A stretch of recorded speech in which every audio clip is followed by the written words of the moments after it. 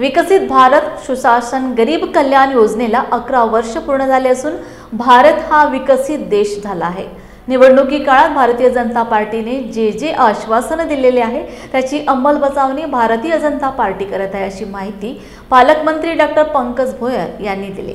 या पत्रकार परिषदेमध्ये आमदार राजेश बकाने, माजी खासदार रामदास तडस, भारतीय जनता पार्टीचे जिल्हाध्यक्ष संजय गाते, माजी जिल्हाध्यक्ष सुनील गफाट व अन्य मान्यवर उपस्थित होते।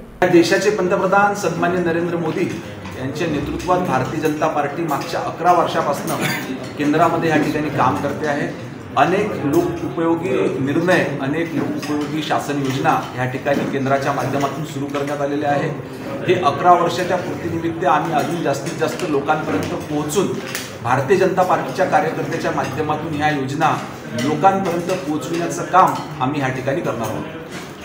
पावसामुळे केळी आणि पपई याचं मोठं नुकसान झालेलं आहे वर्धा जिल्ह्यात, पण बऱ्याच ठिकाणी पीक विमा या दोन्ही पिकांना जाहीर नाही। सेलू असेल किंवा इतर क्षेत्रामध्ये सुद्धा या पिकाचं नुकसान आहे। पीक विम्यातून वगळण्यात येत आहे। याचा पाठपुरावा मी आधी देखील केला होता। कृषी विभागाच्या एका अधिकाऱ्याच्या चुकीमुळे पर्टिक्युलर ज्या भागामध्ये केळी घेण्यात येते तो भाग त्याच्यामध्ये कव्हर करण्यात आलेला नव्हता आणि ज्या भागात केळी घेण्यात येत नव्हती तो भाग त्या ठिकाणी टाकण्यात होता।